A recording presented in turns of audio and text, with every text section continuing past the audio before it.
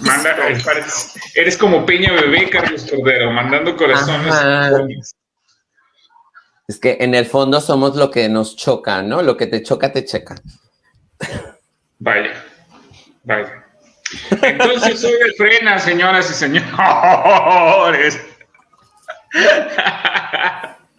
Eso es lo que me choca y lo que me checa. Ánimo. Bueno, pues entonces, ¿está bien si comenzamos? Adelante, amigo. Venga. Adelante. Bueno, bienvenidos todos y todas a esta emisión. Ya perdí la cuenta, creo que es la tercera, de Vendedores de Delirios, este experimento que tengo el gusto y el honor de compartir con grandes amigos. Ya los están conociendo de este lado del mundo, Auclán, el Grullo. Me dicen, oiga, profe, sus lives están chidos, pero me gusta, lo voy a decir aquí, me gusta cuando sale la señora elegante de la Piedad. Así me dijeron. Entonces la señora elegante de la Piedad es precisamente Edith.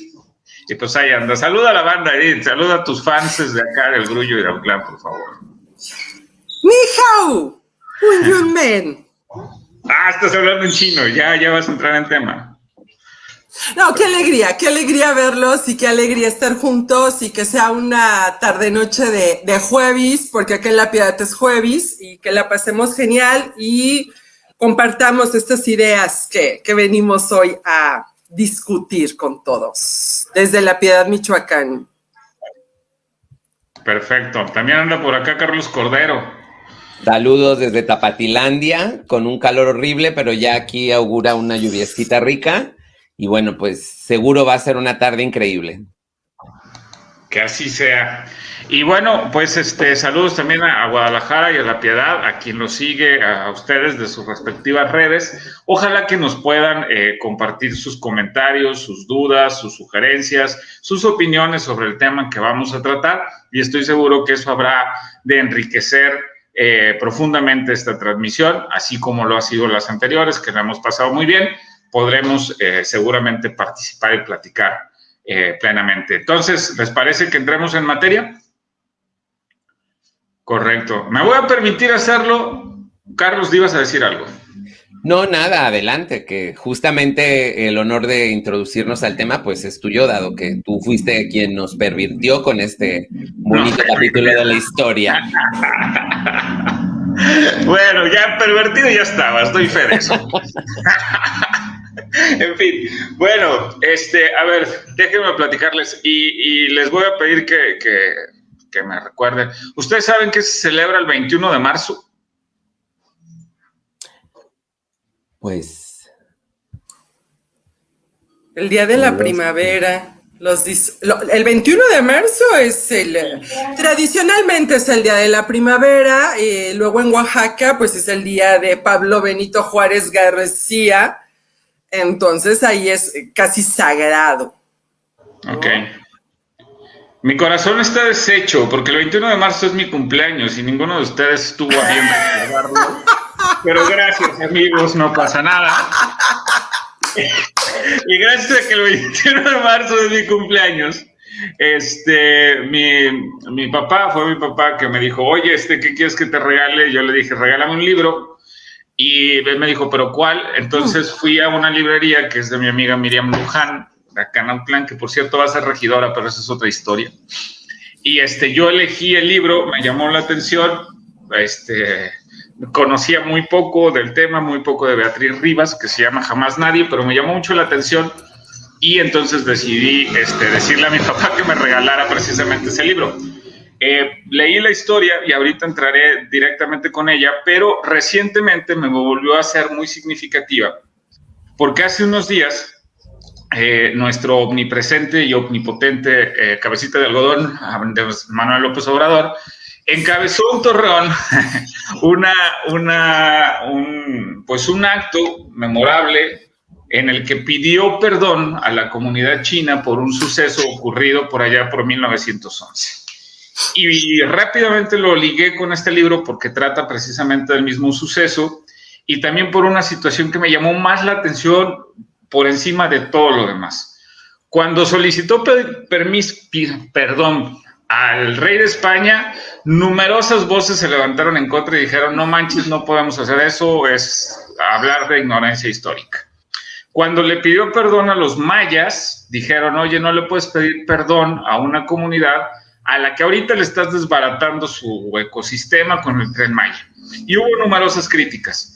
Cuando se le pidió perdón a la comunidad china, estarán de acuerdo que hubo muy pocas reacciones, 0 reacciones. ¿Saben por qué? Porque fue un acto abominable, una vergüenza nacional, algo que todos debemos de conocer y de lo cual debemos avergonzarnos como mexicanos, porque aunque no lo cometimos nosotros, sí se hizo un acto en nombre de la patria hace ya muchos años y es algo a lo que vale la pena que lo traigamos a colación y de lo cual trata este libro. Brevemente, ¿qué pasó? En el Porfiriato todavía estaba muy fresca el desastre. Está gacho. Sí. Bueno, el caso es que estaba fresco el tema tejano y entonces decidieron que a esta zona de Torreón, que estaba despoblada, había que invitar extranjeros. Porfirio Díaz dijo, sí, adelante, tráiganselos, pero él pensó que iban a ser franceses o ingleses para mejorar la raza, ¿no? Los únicos que no quisieron venir a esa zona, por cierto, le mandamos un saludo a Medea. Dice un amigo, con Porfirio Díaz no eras mejores, pero vivíamos mejor. Ahí está, bueno, un abrazo hasta esa zona del norte de Estados Unidos, donde está mi queridísima Selene. Muy bien, un abrazo, Sel. Llegaron los chinos a construir el ferrocarril, una comunidad en expansión, muy productiva, que sin embargo no fue bien recibida por la comunidad. El 15 de mayo de 1911 se aprovechó la llegada de una partida de maderistas a Torreón y la comunidad civil, los pobladores de Torreón, no fue un tema militar, aprovecharon la revuelta para cobrarle rencillas, odios y sobre todo pues mucha animadversión a una comunidad extranjera que se había asentado en su territorio y que sin deberla ni temerla provocaron una sangría muy grande. ¿De qué tamaño? Por lo que he podido leer, alrededor de 600 personas de origen chino en Torreón, más o menos en la época. Algunos historiadores dicen que murieron 204, me llama la atención la precisión, y otros hablan incluso de 300. En el discurso de López Obrador ese día habla incluso de 300 personas que fallecieron.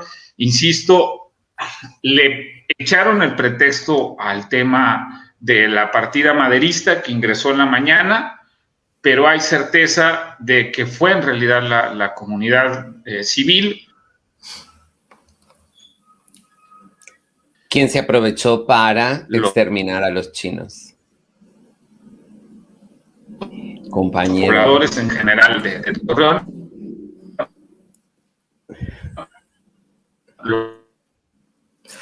Bueno, y quizá valdría la pena recordar que los primeros chinos que llegan a México lo hacen más o menos por ahí del año 1560, 1500. En Torreón.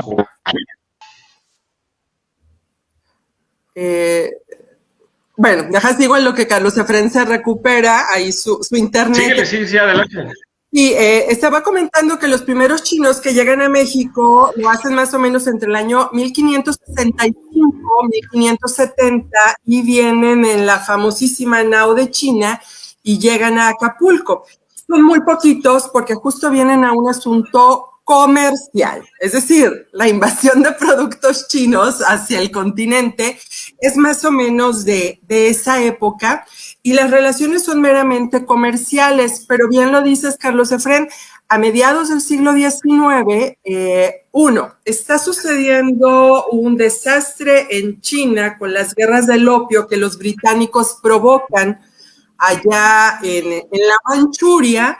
y que entonces muchos chinos comienzan a emigrar justo a Estados Unidos. La idea es emigrar a Estados Unidos porque se requiere mano de obra para la construcción del ferrocarril. Sin embargo, en esta parte de lo que ahora conocemos como California, comienza a haber estos primeros rechazos, estos primeros actos como de rechazo hacia ellos, y entonces se quedan en lo que ahora es Rosarito, Ensenada, y desde ahí algunos intentarán pasar a Estados Unidos y otros, estas comunidades que luego al reconocerse como hablantes de un mismo idioma con una serie de tradiciones juntas, comienzan a ser comunidades, y justo se da este fenómeno que dices de este permiso que da Porfirio Díaz para que se comiencen a asentar. Y el territorio de la laguna, el territorio que ahora conocemos como Torreón, que era la región de la laguna, también tiene esta construcción del ferrocarril que iría de la laguna hacia el norte y de la laguna hacia el centro. Y entonces se comienzan a desplazar estas comunidades chinas. Los primeros datos que hay son como de 1896, 98, y ya hacia principios del siglo XX comienzan a consolidarse estos primeros asentamientos chinos ahí en la región de la laguna. Y entonces en eso nos quedamos, ¿no? Sí, y justo nada más para complementar lo que ya nos cuenta nuestra colega Edith desde La Piedad, Michoacán, es muy importante también recordar que los chinos llegan a América en buena medida incentivados por la fiebre del oro en San Francisco. China es una potencia en decadencia a finales del siglo XIX, hay mucha pobreza, enfermedades, los pinches europeos que nada más van ahí a hacer guerras y a hacer cagadero, entonces hay una migración de chinos hacia California, y justo a finales del siglo XIX, un presidente norteamericano, del que no recuerdo en este momento el nombre, emite un edicto que limita la migración china a Estados Unidos, e inclusive hay acciones de expulsión de los chinos, y en esas expulsiones y en ese cierre de fronteras norteamericanos, pues es que los chinos empiezan a llegar también a México, ¿no? Como ya lo comentó Edith, a esta región del norte, en Tijuana, en Rosarito, vienen a cultivar algodón, vienen a trabajar en la construcción de ese tren del que ya nos hablaban. Y un dato curioso que vi en uno de los documentales de TV UNAM que me aventé para poder charlar en torno a esto, es que los chinos en el norte son pioneros de la costumbre del pilón.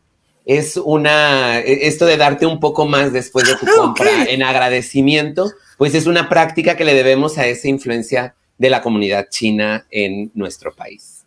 Seguramente, Carlos, fue una de las razones por las que los comerciantes de Torreón establecían que los chinos tenían una serie de prácticas deshonestas, desleales, que les estaban robando los clientes, que les estaban quitando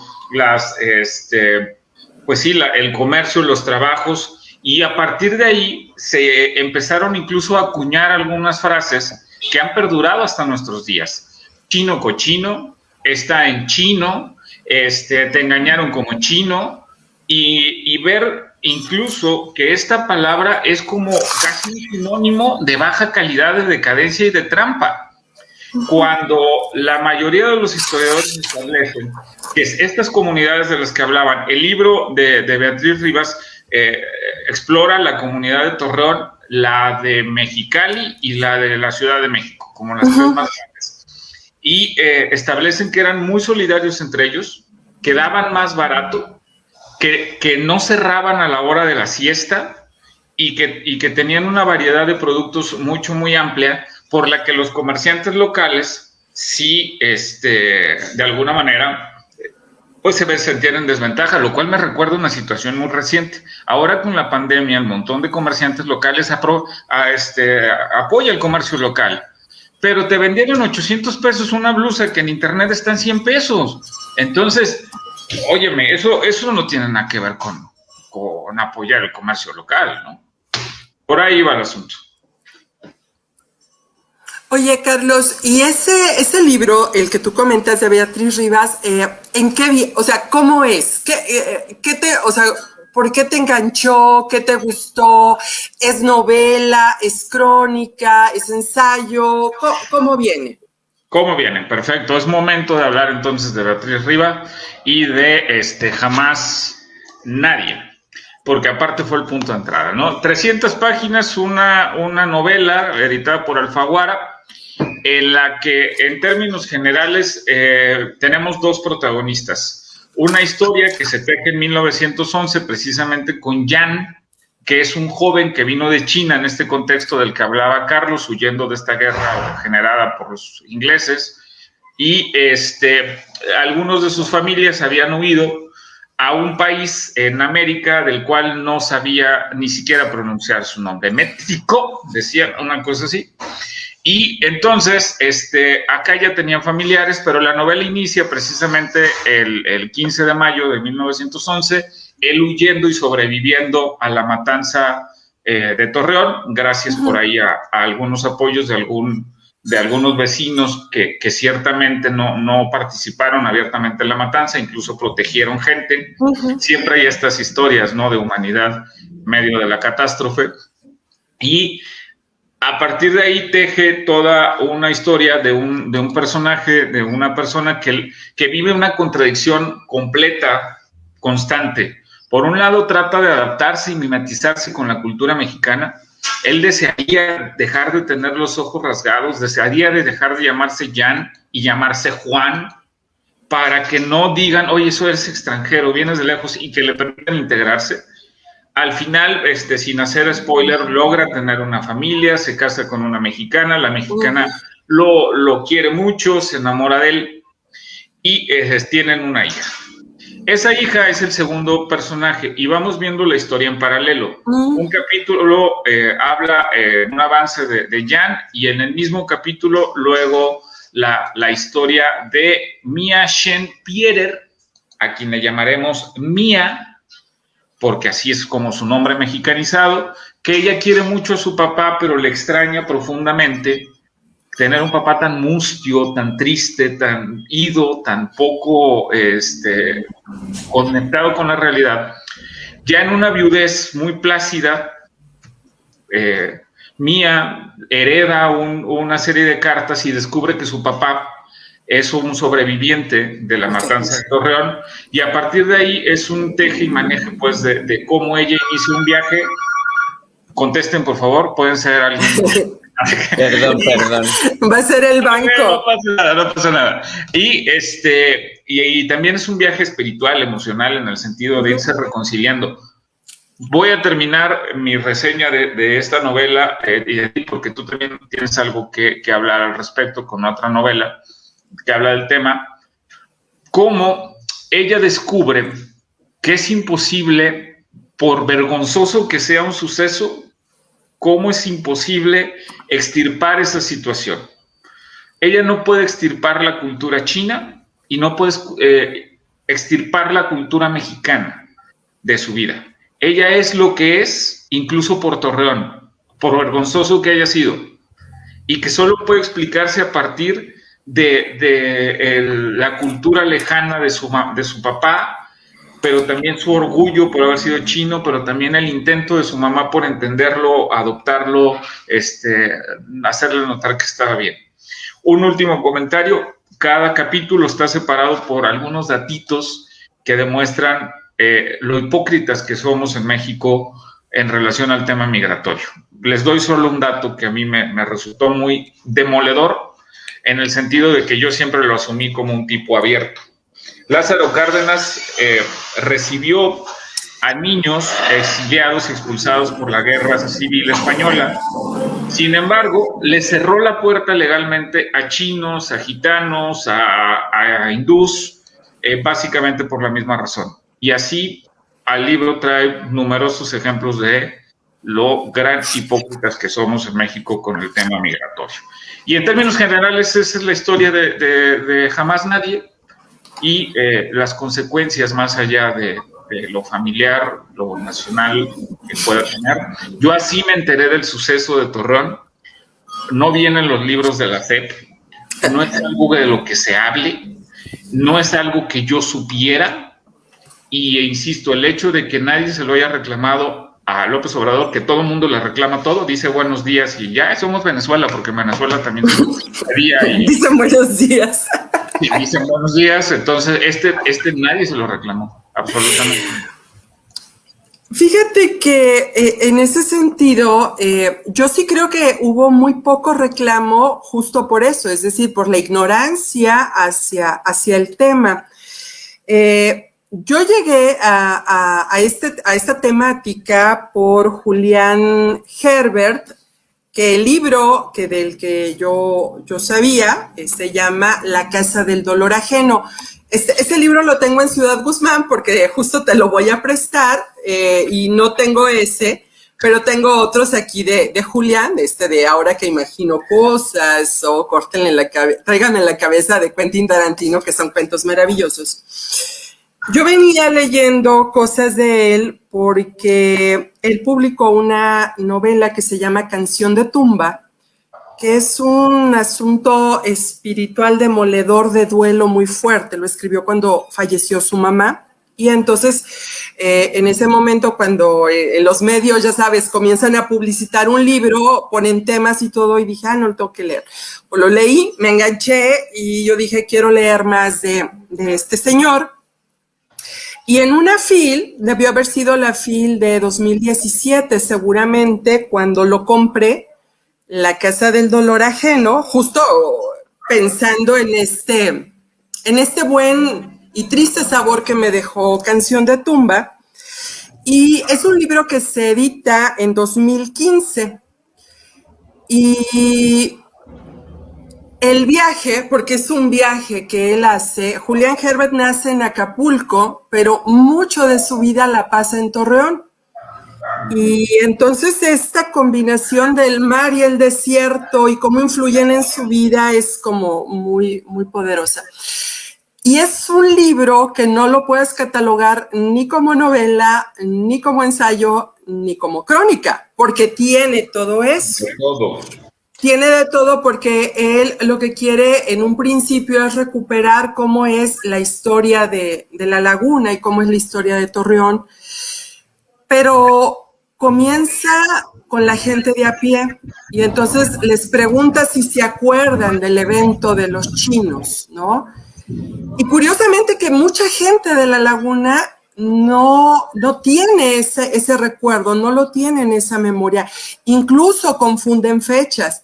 Sí, en 1913, cuando vino Villa y Villa nos rescató, y porque le pregunta a los taxistas, porque le pregunta a la gente de su colonia, luego platica con historiadores y luego él quiere recorrer a pie y como se puede algunos de esos barrios, ¿no? Entonces hay una parte de ensayo, de crónica, pero también de una investigación como muy seria en las fuentes, en las pocas que se conservan de ese evento, porque también se destruyeron muchos espacios y se destruyeron muchas evidencias de ese trágico suceso. Y entonces él de repente te habla que que quiere conseguir droga, porque es parte de las temáticas que Julián hace en muchos de sus escritos, y cómo va a diferentes barrios y aprovecha para preguntar si hay algún recuerdo, si hay alguna memoria de la gente, porque él comienza queriendo recuperar este asunto que, justo bien lo dices, no aparece en los libros de historia, no aparece en los libros de la SEP, no aparece en muchos lugares. Entonces pareciera que ellos no existieron. Y que también esto, ya leyendo la novela es que aquí antes había un banco, porque había un banco chino, tenían una tienda, tenían la compañía de Shanghái, tenían clubs, aparte ellos eran la comunidad china quien sembraba todas las hortalizas que se comían en la región. O sea, tenían su mercado, tenían sus huertas y que estaban hacia las afueras de Torreón.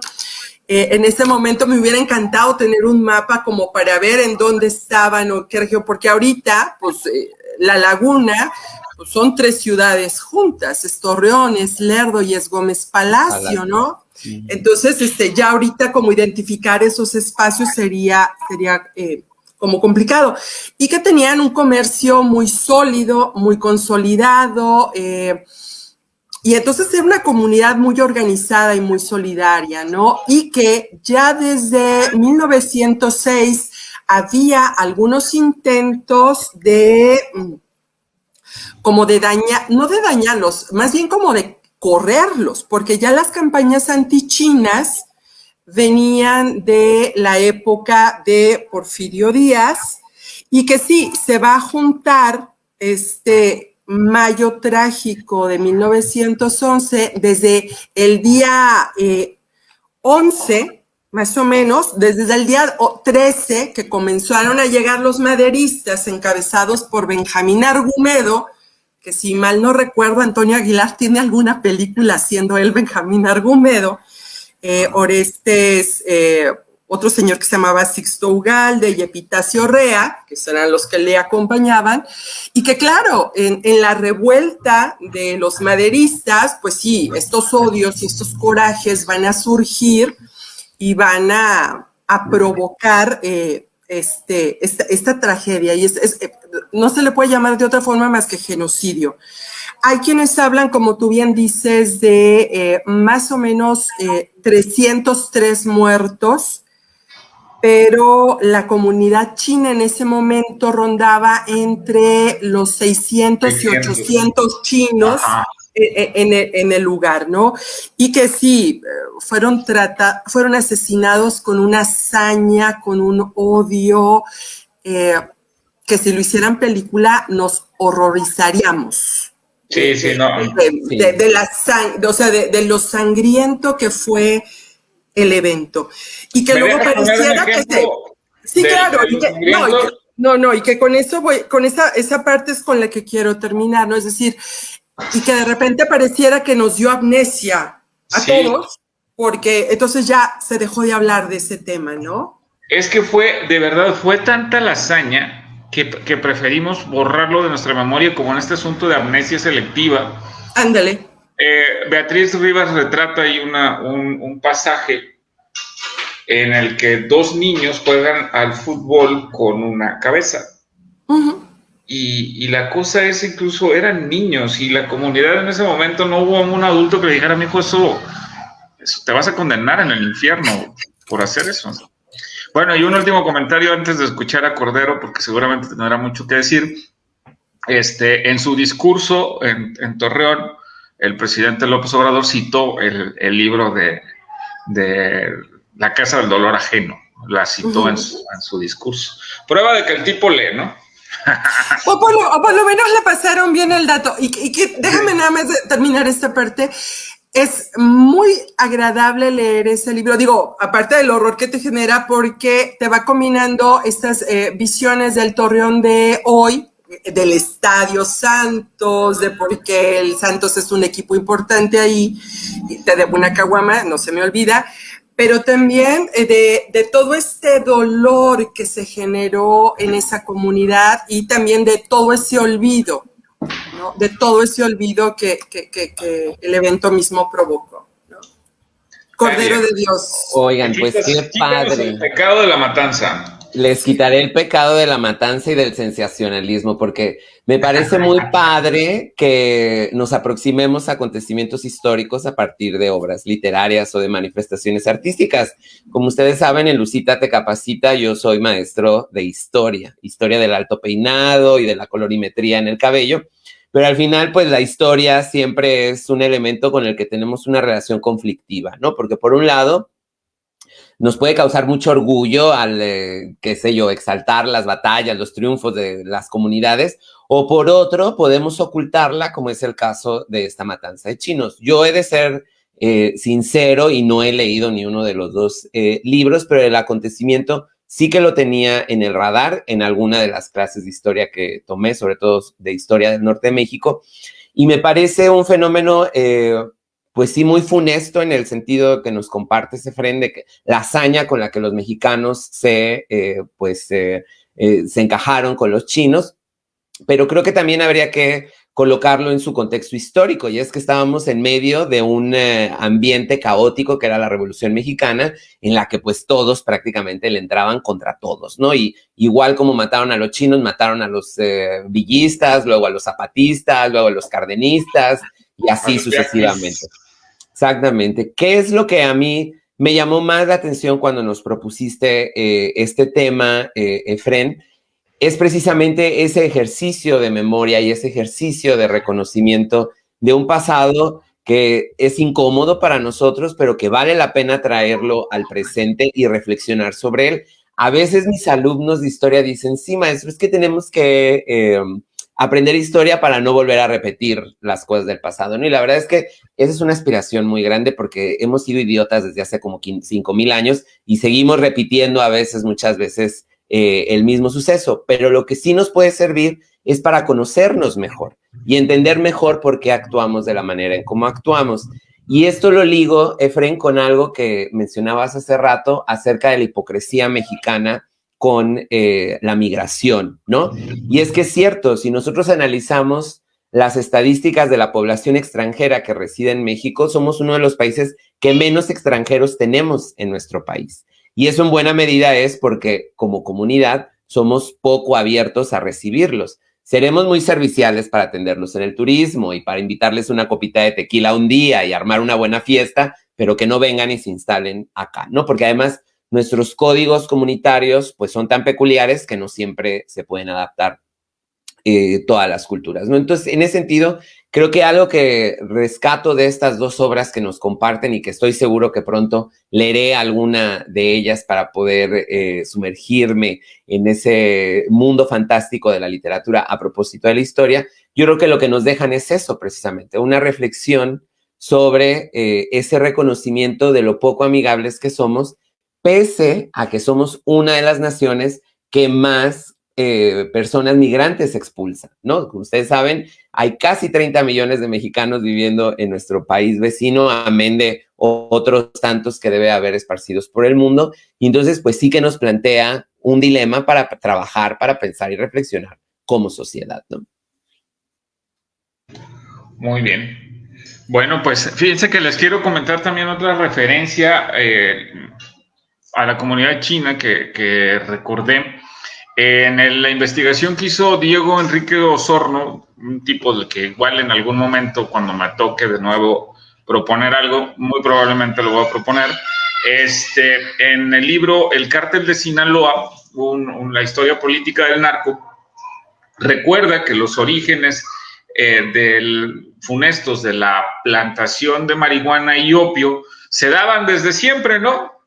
Pero que se culpó precisamente como algo deshonesto, poco ético, el hecho de que había algunos chinos insertados en la comunidad sinaloense que golpeaban a las mujeres, a sus mujeres, y que por eso la marihuana y el opio eran absolutamente negativos. Y que ahí empezó la etiqueta precisamente incluso de que los chinos se drogan, y pues que el uso de las drogas es absolutamente condenable, una idea que sigue permeando hasta nuestra época, ¿no? Y de la cual hay que discutir aparte, pero es otra referencia a los chinos, a los libros y a esta idea que tenemos de ellos en México. No, y que bueno, de algún modo eso también nos permite ver este trato que le damos a los que no son parecidos a nosotros, ¿no? Es decir, somos hipócritamente racistas no solo con los chinos, lo somos para nuestros grupos indígenas locales, tenemos estos actos de racismo, y por ejemplo pienso en la comunidad negra mexicana, ¿no? La de Veracruz, la de Guerrero, la de Oaxaca, y que hasta hace muy poquito el nombre correcto son afromexicanos, ¿no? Y el trato que les damos, el cómo los vemos, el cómo los recibimos, y sobre todo porque en muchas de nuestras ciudades, aquí en La Piedad, gente de piel negra casi no la ves, porque no es como su paso común. Pero cuando yo vivía en Oaxaca, pues era, aparte que ya es todo un folclore, pero ver personas indígenas, escucharlos hablar su lengua, ver personas negras y que hablan español, y que tú dices, ay, ¿por qué hablan también español estos negritos? Pues son mexicanos. O sea, no tienen por qué hablar francés o inglés, son mexicanos y son tan mexicanos como tú o como yo, ¿no? Y la otra idea es cómo el fenómeno de Torreón también va a provocar esta dispersión de la comunidad china y que en muchos lugares ellos van a vivir de manera casi clandestina, como ocurrió en Mexicali muchísimo tiempo y que ahora, bueno, Mexicali ya debe de ir como por la cuarta, quinta generación ya de personas cuyos tatarabuelos fueron chinos y que ahora apellidan Wong Pérez, Kim Muñoz, y bueno, la prima de mi vecina, justo su esposo es de origen, o sea, sus antepasados son chinos, ¿no? Y que ahora para nosotros pudiera ser, o quizá para las personas de estas comunidades como Mexicali, como Tijuana, como Juárez, Culiacán incluso, sea algo más digerible, puesto que ya llevan un buen de generaciones ahí en sus espacios. Sí, Toño Villalbazo, nuestro querido, tiene una sobrina que se casó con un chino y tiene un sobrino muy gracioso, ya es un jovenazo, y le decimos el Chinomex, para que veas. Oye, empezando la pandemia, recordarán que el INEGI andaba en pleno censo. De esa época lo tengo muy, muy claro.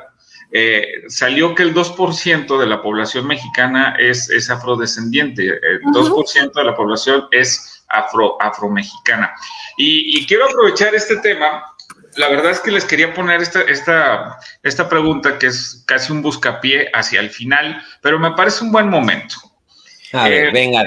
Discutamos el tema de la política de los perdones históricos. Porque, por ejemplo, yo con el perdón histórico de la monarquía española, yo no estoy de acuerdo. Me parece sesgado, incompleto y de cierta manera un tanto irrelevante. Y el tema de los afromexicanos es, por ejemplo, una causa. Porque decimos, dos raíces, la española y la mexicana. No, espérame, también somos negros. Y a ellos no se les menciona. Y esa raíz no se toma en cuenta.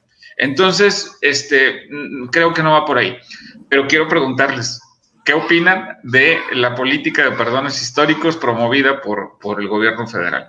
Carlos Cordero, te veo con el dedo engatillado. Pues sí, con la lengua hecha un nudo. Pues lo primero, desmitificar que es una idea de la 4T, porque los perdones históricos son históricos, valga la redundancia, ¿no? Y forman parte de ejercicios sociales muy importantes para reivindicar hechos del pasado y sacar a la luz precisamente estos capítulos, ¿no? Les pongo un ejemplo. Generalmente cuando las Cortes Penales Internacionales obligan a un Estado a reparar un daño cometido contra un ciudadano, generalmente vienen acompañados de ejercicios de perdón público, ¿no? En los que se reconoce que el Estado actuó de cierta u otra manera. Y dirán, bueno, ¿y eso de qué sirve? La gente ya está muerta, pasó hace muchos años. Pues es un gesto simbólico en el que se vuelve a traer a la vida aquel acontecimiento y se le trata de dar una ligera reivindicación, ¿no? Yo estoy completamente a favor de los perdones históricos. Por ejemplo, lo que sucede ahora en Bélgica respecto de la relación conflictiva del gran emperador Leopoldo, pariente de nuestra querida y estimada Carlotita, que en su bien haber, hermano de Carlotita. Su hermano de Carlotita. Que de hecho es de los que financia es de los que financia el Segundo Imperio en México, o sea, tiene una vinculación directa con nosotros. Pues ese señor se hizo de una colonia a título personal que fue el Congo belga, porque ni siquiera era una colonia estatal, digamos, no formaba parte de las propiedades de la monarquía, del reino, era parte de su acervo personal, ¿no? En su colonia, pues se decidió a matar nada más como casi a 1 millón de congoleños porque no trabajaban lo suficiente para extraer el caucho. Es un suceso que pasó incluso antes que esto que estamos hablando de los chinos, ¿no? Estamos hablando alrededor de 1880, 1890, 1870. Pues hoy en día la comunidad afrodescendiente belga exige que se quiten los monumentos que hay al rey Leopoldo, ¿no? ¿Por qué? Porque en buena medida la monarquía belga no ha tenido un gesto de reconocimiento de que el esplendor que tienen y la magnificencia de país que se creen, pues es en buena medida construido a partir del dolor ajeno y a partir del sufrimiento y de causar, afectaciones a otras comunidades.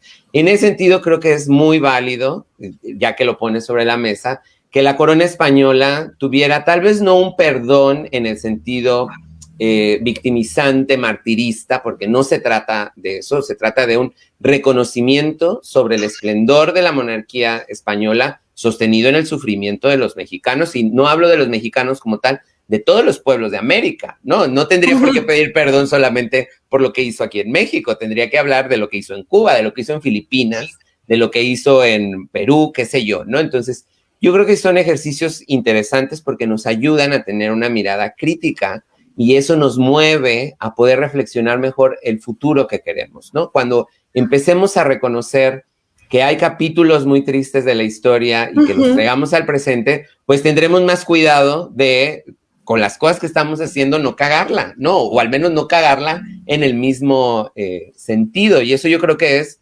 muy, muy importante, especialmente para las nuevas generaciones, porque también ahí hay un tema de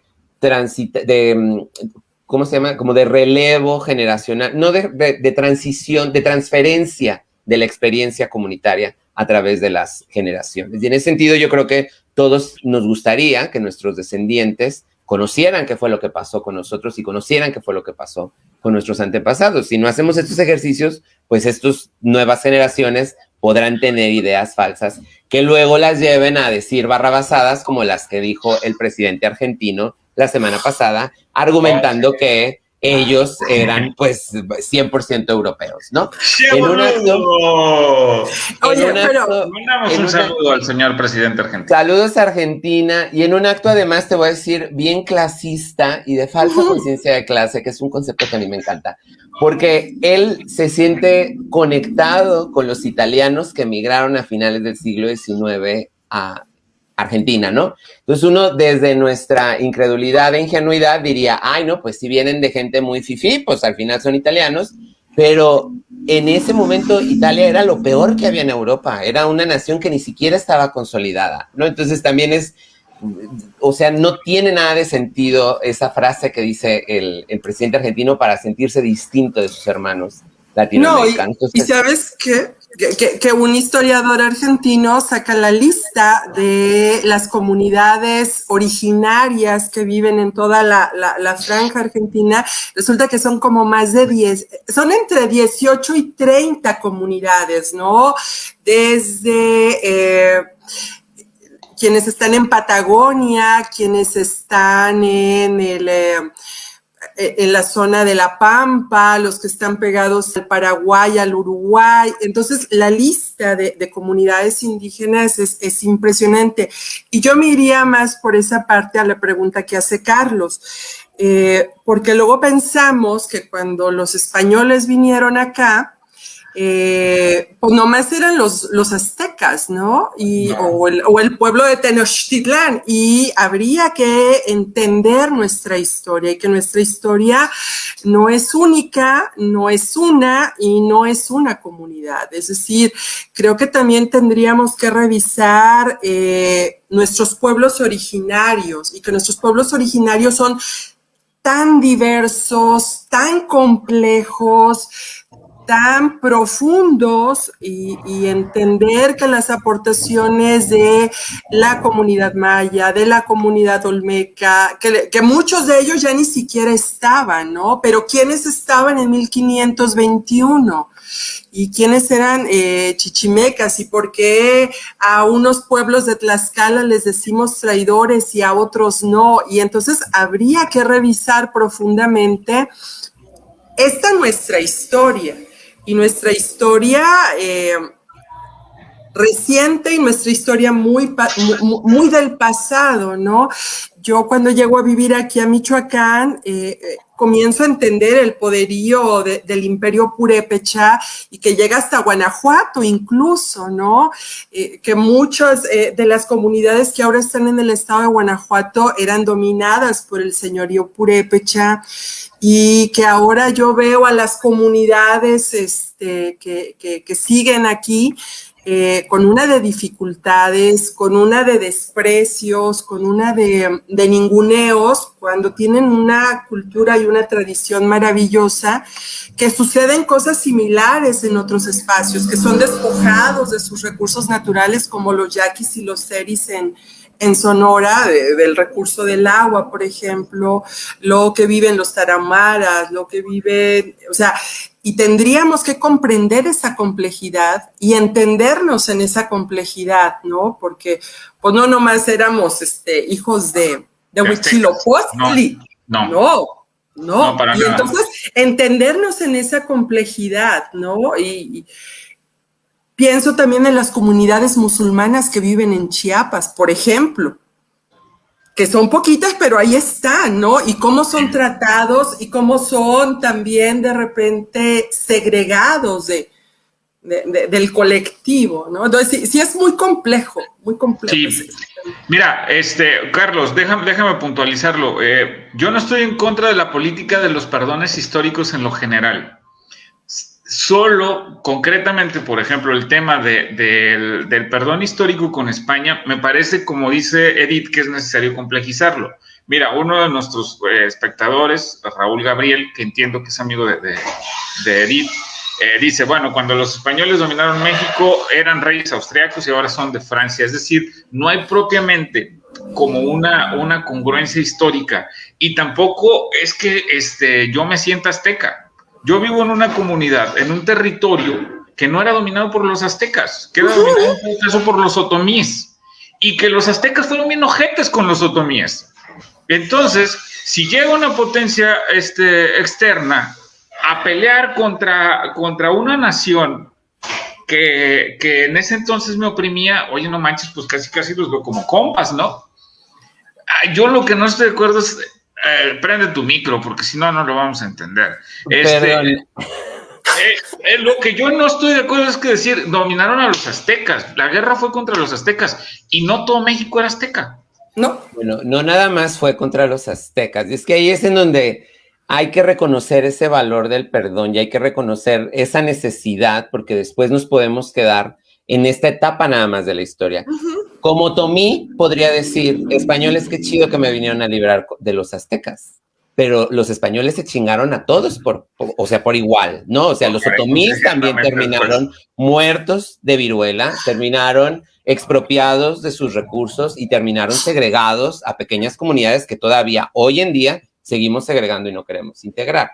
Aquí no es que si eran austriacos, o bueno, ese es mi punto de vista, no es tanto que si eran austriacos y ahora son los Borbones, que son más bien franceses, es que España como pueblo es consecuencia de ese esplendor a la que lo llevó la explotación de estos otros pueblos. Y por ahí podemos empezar. Te voy a decir, no les pido que me regresen el oro que se llevaron. No, ya. O sea, tampoco se trata de ese tipo de revanchismo. Ya se lo gastaron en Holanda y aparte terminaron perdiendo la guerra los imbéciles.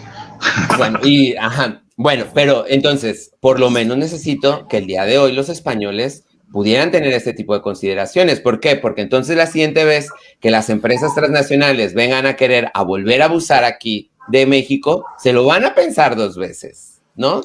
Es como otra vez, yo sí creo que es un ejercicio comunitario para tomar conciencia de lo que ha sucedido, no nada más nosotros como víctimas, si lo quieres poner así, o como afectados del fenómeno, sino también para ellos, para que su sociedad civil diga, no mames, el Palacio de la Moncloa pues no es nada más español y no me puedo poner exquisito en que no vengan los latinos acá a ver nuestros palacios, porque en el fondo pues ellos también formaron parte, o fue su trabajo el que construyó este tipo de cosas, ¿no? Entonces yo creo que en el perdón, sí, en esto de que me devuelvan el dinero y por ejemplo del penacho de Moctezuma, ahí sí ya se me hace un poco otro tema para tratar, no estoy tan de acuerdo con ese tipo de cosas, pero el perdón yo creo que sí, y te voy a decir por qué. El ejemplo está ahí. Las cortes internacionales, cuando piden que se resarza un daño, siempre va acompañado del perdón. Y en el caso del derecho internacional actual, por ejemplo, Andrés Manuel ha tenido que pedir perdón por errores que cometió Zedillo,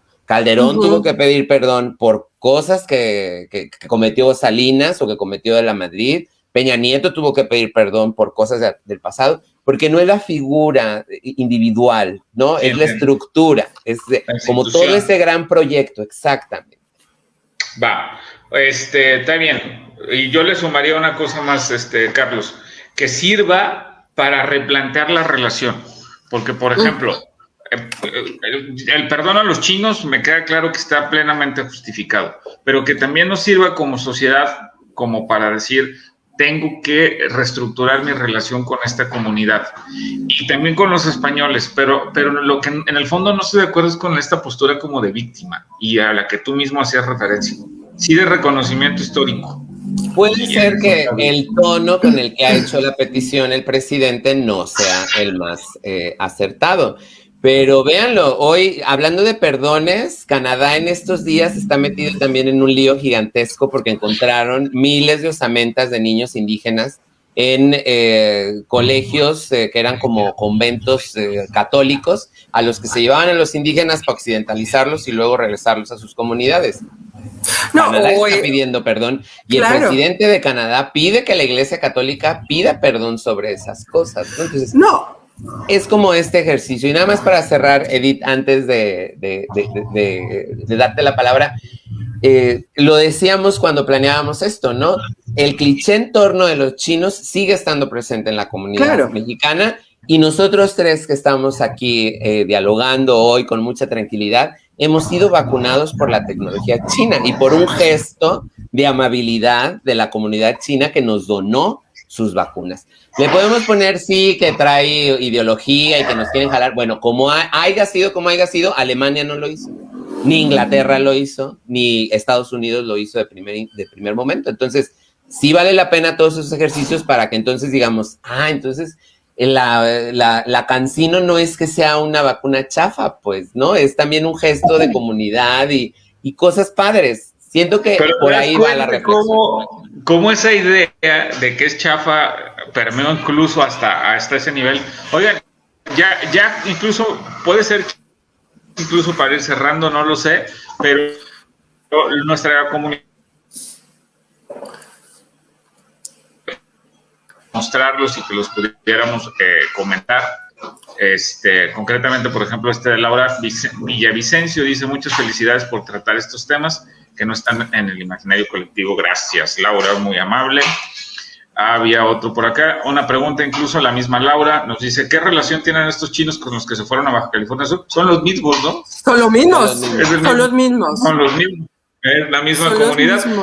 Sí. Había varios grupos por la zona de La Laguna, en la Ciudad de México y en la zona de Mexicali, Baja California, que entiendo tienen relación con los de California, Estados Unidos, ¿no? Los que iban por la fiebre del oro. Sí.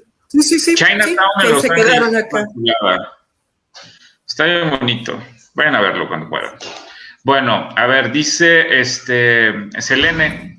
Yo le digo la Lola. Somos de esa vieja generación que escribía blogs. Y entonces su blog se llamaba La Lola. Así que un saludo hasta Pittsburgh. La historia de Argentina es la misma de Estados Unidos. No fue un proceso de conquista, sino un genocidio. Un genocidio. Sí, y que justo a eso iba, es decir, también hay que entender los tiempos y los momentos. Todos crecimos viendo películas de vaqueros y el vaquero era el bueno, el indígena era el malo y había que matar a los indios, ¿no? Y también y a los chinos, o sea, todos eran malos, o sea, el que no era güerito de ojos azules no era bueno y había que acabar con ellos. Entonces, también como nuestros imaginarios colectivos de lo bueno y de lo malo van cambiando con el tiempo, ¿no?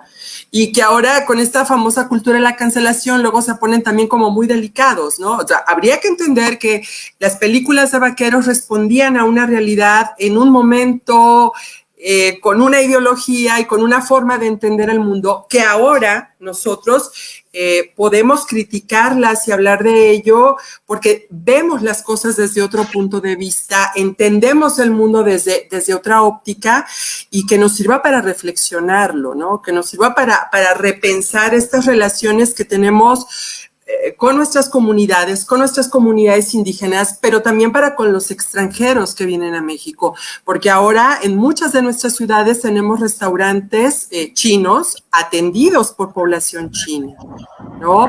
Y que tenemos otras comunidades que se comienzan a hacer presentes en nuestros pueblos, en nuestros ranchos, y que habría que ser como más sensibles a esas realidades tan diferentes que los obligan a venirse para acá, ¿no?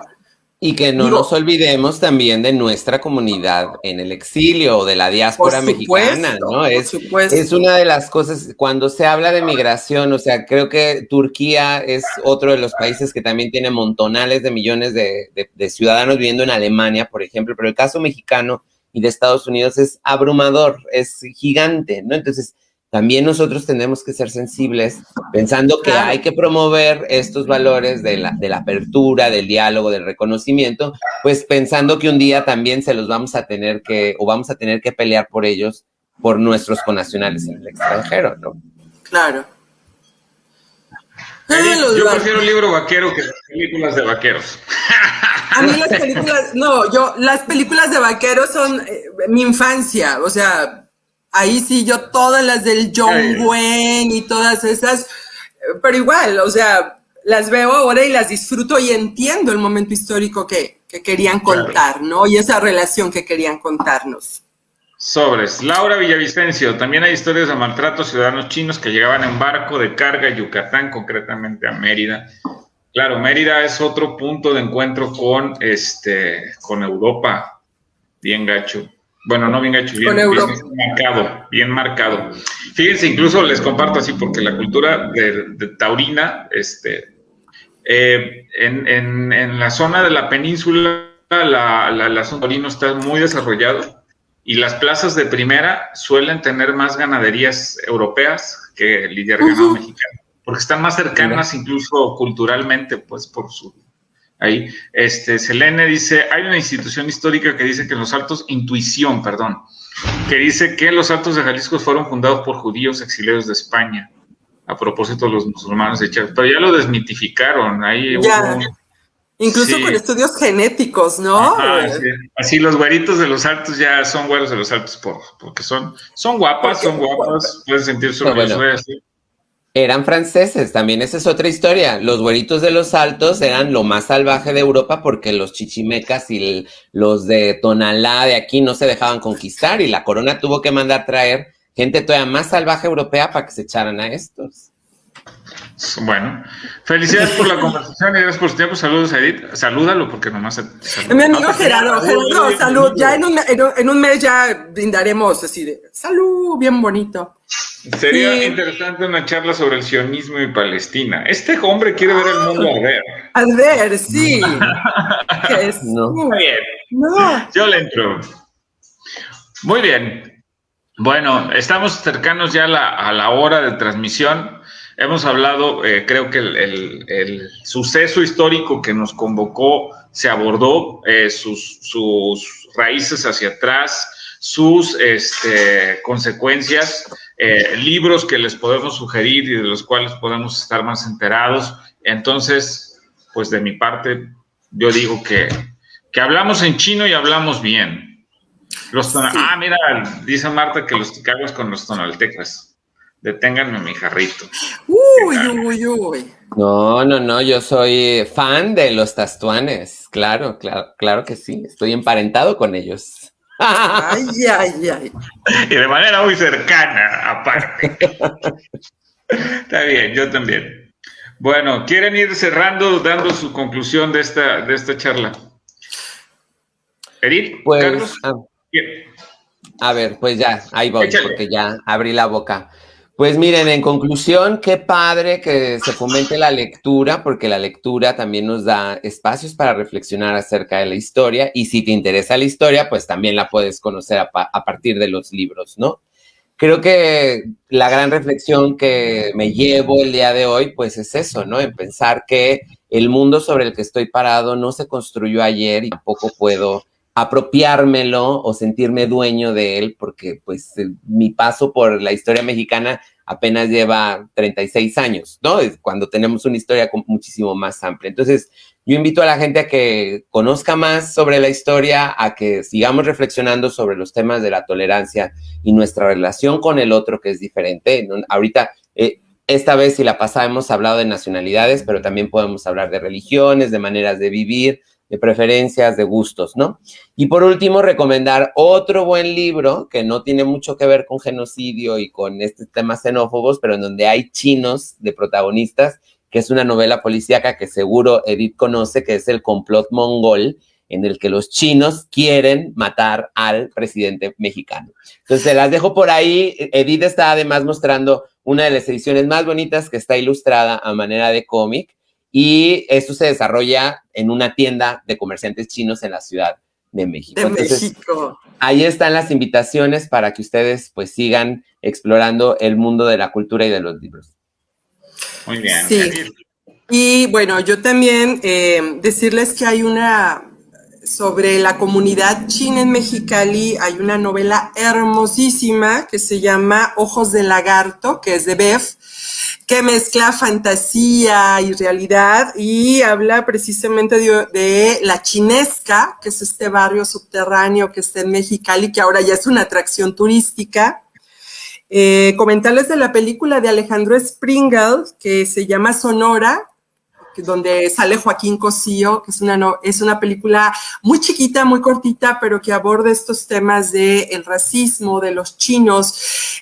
Vale mucho la pena verla. Estuvo nominada al Ariel en las pasadas ediciones. Y cuando hablaste de este viaje interior y de este recuperar la historia, Carlos Efrén, me recordó mucho Autobiografía del algodón de Cristina Rivera Garza, donde ella viaja buscando a sus abuelos y sus tatarabuelos en todas esas comunidades del norte del país, en la industria algodonera. Es una novela también maravillosa.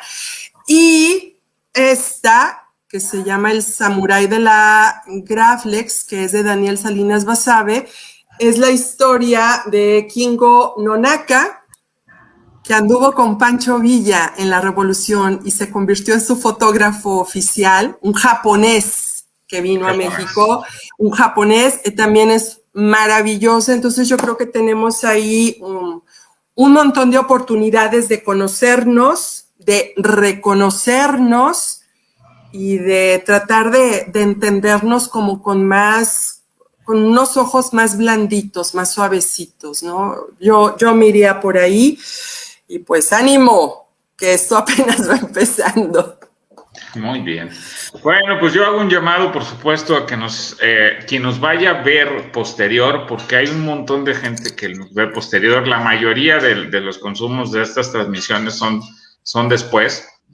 Van a encontrar esta transmisión también en YouTube y algunos fragmentos en las respectivas redes sociales de cada uno de nosotros, y ojalá que nos puedan dejar comentarios acerca de próximos temas que les gustaría que tratáramos, libros que nos recomiendan, películas que nos puedan servir de pretexto para reunirnos otro jueves, coincidir con ustedes y pues seguir dialogando, platicando y aprendiendo.